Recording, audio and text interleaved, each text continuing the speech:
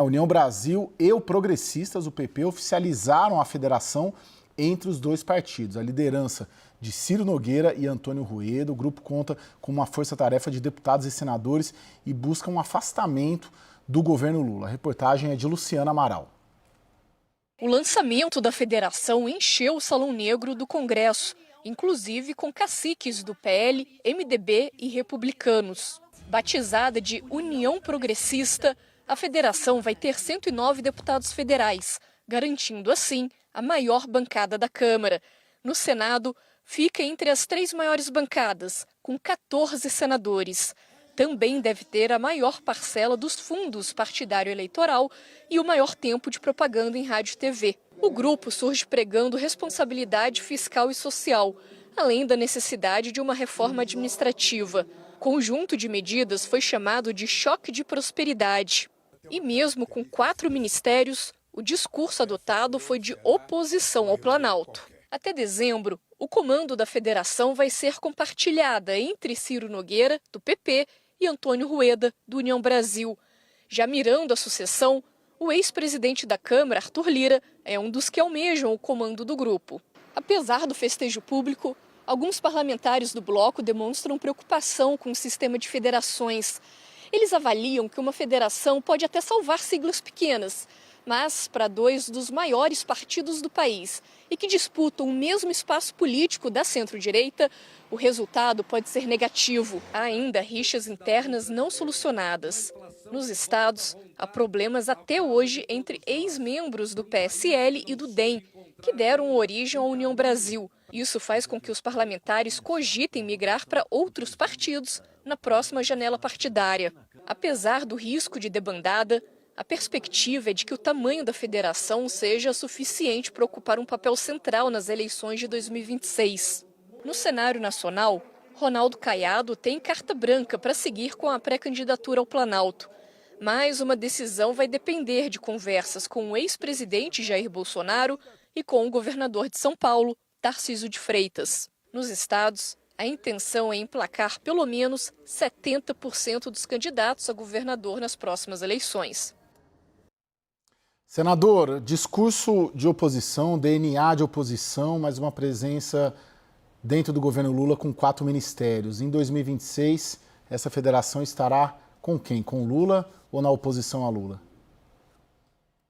Caio, vamos lá. Primeiro, fazer uma leitura conceitual do movimento. Um movimento que, do ponto de vista de inteligência política, de estratégia, ele dialoga com aquilo que é uma demanda da sociedade.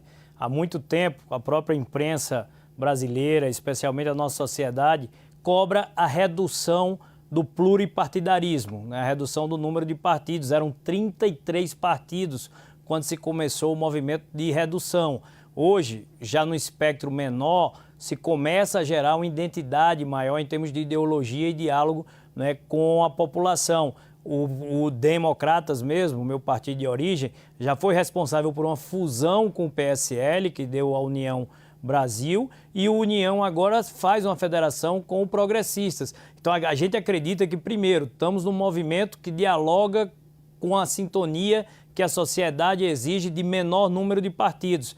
E olha só, para os políticos, e a própria reportagem da Jussara trouxe, da Luciana trouxe essa leitura, que para os políticos gera até umas resistências internas nos estados. Então talvez para a classe política manter os 2 partidos afastados fosse o mais cômodo, mas o mais cômodo não é o mais eficiente hoje nesse cenário. E aí você entra na sua pergunta no debate sobre presença em governo. Existem sim alas dentro dos partidos que defendem essa posição. Por exemplo, o senador Davi Alcolumbre, presidente do Congresso Nacional, é alguém que é muito próximo desse diálogo, como o senador Ciro Nogueira. Por outro lado, o presidente do PP tem uma postura mais oposicionista. Qual é a palavra de ordem para 2025? Governabilidade, preocupação com a agenda do Brasil, votar projetos que são importantes, principalmente na seara econômica. Não é hora de pensar em atrapalhar uma agenda de um país que quer retomar o rumo do crescimento, recuperar empregos perdidos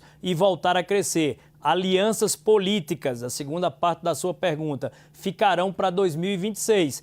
teve o lançamento de uma candidatura própria, né, de uma pré-candidatura própria do governador do Goiás, Ronaldo Caiado, e a missão dele andar o Brasil e se viabilizar.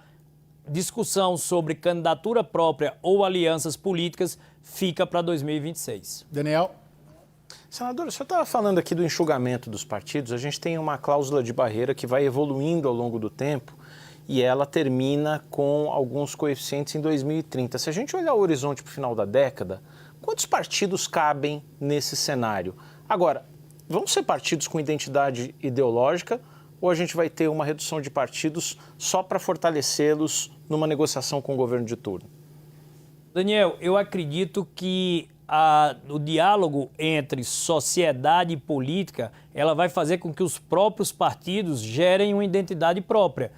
Eu diria que, como análise, que eu antevejo aí no final do ciclo cerca de 8 fortes partidos no Brasil. Seguramente 2 no espectro de esquerda, 2 no espectro de direita e 2 partidos ao centro, com essa posição de poder dialogar com as duas alas ou com as duas tendências. Tendo aí 6 partidos bem definidos e 2 que aí sim, fruto, né, de construções, podem vir partidos com viés mais histórico, né, ou partidos de extrema esquerda que tem a sua força no Brasil, como o PSOL, ou um partido como o Novo, né, que é um partido mais com a linha mais à extrema-direita. Então, acredito que a gente tem essa vertente aí para reduzir o número de partidos. Vejam só que eram 33. Pense pela cabeça do eleitor. Era uma sopa de letras, uma sopa, né, de siglas, e ele vai começando agora a definir quem pensa da forma como ele se identifica. Nossa sociedade é plural. Ninguém vai pensar da mesma forma nem do mesmo jeito. As pessoas querem se identificar com aqueles que trazem os seus princípios, as suas crenças e que defendem aquilo que ela acredita. É isso que a gente espera que essa redução de partidos possa trazer. Jussara? Senador, dúvida sincera, como que uma federação com caciques e líderes tão fortes como Ciro Nogueira, Antônio Rueda, ACM Neto, Davi Alcolumbre e Arthur Lira chegam num consenso? Jussara, não tenha dúvida que teve um grande gasto de energia política, de articulação, de engenharia política, momentos de tensão. Sim, eu como líder, né, da bancada do União Brasil no Senado, tive muito próximo desses movimentos, assim como outros líderes dos partidos nas respectivas casas. Teve momentos ali em que se pensou que tudo ia perder, mas houve um compromisso. O compromisso de realmente agir com uma força diferenciada dentro do Congresso Nacional. Isso torna a federação decisiva na hora de aprovar projetos importantes, na hora de estabelecer a agenda que interessa ao Brasil, a agenda que dialoga com nossos princípios, né? São 2 partidos de centro-direita, né, que estão se unindo, então são partidos que têm a sua identidade. Por isso foi possível superar, inclusive, né, questões paroquiais, questões dos estados, pensando no significado de uma grande agremiação dentro de um Congresso Nacional. Um Congresso Nacional que, por tantas vezes, foi criticado na sua política de coalizão, né, por ser tão fragmentado. Então, eu volto a dizer, acredito que fomos no rumo certo, fomos naquilo que a sociedade espera, redução dos partidos e identidade entre a agenda e a atuação dentro do Congresso. É isso. Oi, senador. Eu vou sair um pouco da história da federação de hoje. Quero aproveitar que o senhor está aqui, o senhor assumiu a Comissão Mista de Orçamento, o senhor acabou de dizer, né, que tem uma preocupação com a governabilidade, não quer atrapalhar a agenda econômica, sobretudo a agenda econômica. Então, não quero perder a oportunidade de ter o senhor aqui para saber o seguinte: o ministro da Fazenda vem batendo muito na solidão do Poder Executivo, na responsabilidade fiscal. O Congresso Nacional tem tido o bônus de aumentar suas emendas e de não participar, ou pelo menos aumentar os benefícios tributários, mas não tem o ônus de responder pela responsabilidade fiscal. E o ministro da Fazenda vem cobrando esse compartilhamento dessa responsabilidade com os outros poderes, inclusive o Congresso. Qual é a contribuição que o senhor vai dar? Que responsabilidade maior o Congresso pode assumir a partir da aprovação do Orçamento Federal?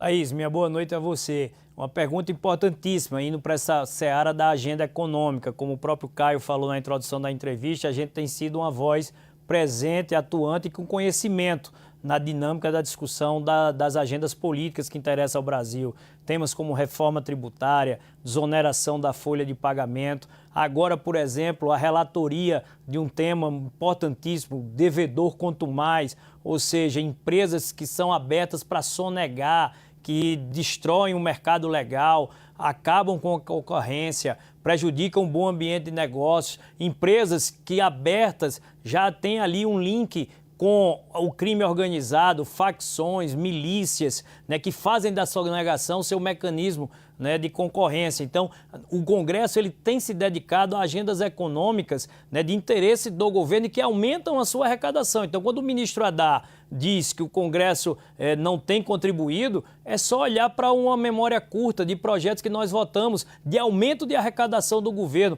projeto de lei do CAF, tributação das offshores, tributação de fundos exclusivos, mudança de regras do ICMS, né, a própria reforma tributária e aprovação do arcabouço legal. A prova disso é que o governo tem batido metas e metas de arrecadação. O que tem, Thaís, e aí essa é uma visão que eu vou levar para a CMO, a Comissão Mista de Orçamento, estando na presidência, é de que equilíbrio e responsabilidade fiscal não se faz apenas pelo lado da receita.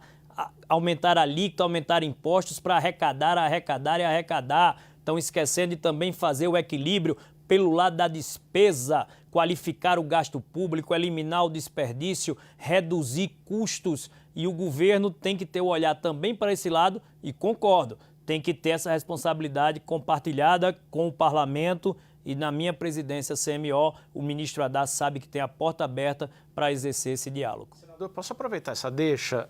O governo acabou de mandar um projeto de lei de diretrizes orçamentárias que vai ter que ser analisado na Comissão Mista de Orçamento e o cenário é muito preocupante, porque você vai chegar ali em 2029 com menos de 0,1% do PIB em despesas livres, em gasto discricionário.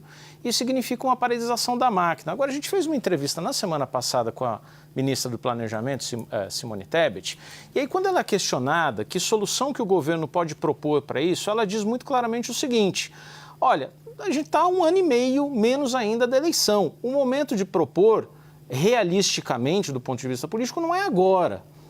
Aí eu lhe pergunto, o Congresso pode propor alguma coisa? Porque, sim, o governo aparentemente, então, está desistindo de governar, está desistindo de propor alguma coisa.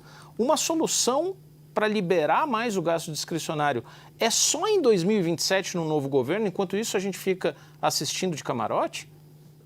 Olha, Daniel, tem pautas que estão ali pendentes na mesa já de tramitação do Congresso Nacional, mas que precisam de apoio do governo para poder avançar. Cito duas aqui. Reforma administrativa seria essencial para que se possa qualificar esse gasto público, como nós falamos. E segundo, a tese da redução do teto, né, dos supersalários. Combater os supersalários que já há algum tempo também está ali tramitando já na pauta de votação. E você tem excesso que a sociedade não aceita. O judiciário, por exemplo, é quem tem dado os maiores temas, né, que tem gerado uma grande repercussão na sociedade. E eu tenho defendido esse tema dos supersalários, precisam ser devidamente combatidos. Como a reforma administrativa, eu já falei há pouco, né, de buscar o equilíbrio fiscal, não apenas pelo lado da receita, mas também pelo lado da despesa. Então é preciso sim avançar e a LDO, ela trouxe qual dado? Hoje, 90% das despesas são despesas obrigatórias. Ou seja, está previsto ali na Constituição, são gastos obrigatórios. Apenas 10% são as receitas discricionárias aonde se qualificam os investimentos.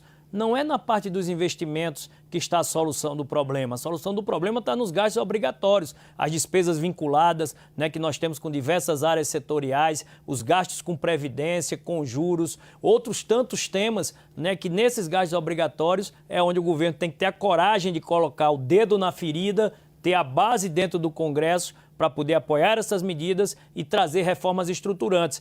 O Congresso, se você olhar para 8, 10 anos atrás, fez reforma tributária, reforma trabalhista, reforma da Previdência, autonomia de Banco Central, lei da liberdade econômica, marco do saneamento básico. São vários temas que dialogam com mudanças estruturais e não apenas perfumaria. O governo tem tempo, tem prazo hábil e eu citei 2 dessas medidas que poderiam estar na pauta prioritária do governo e do Congresso.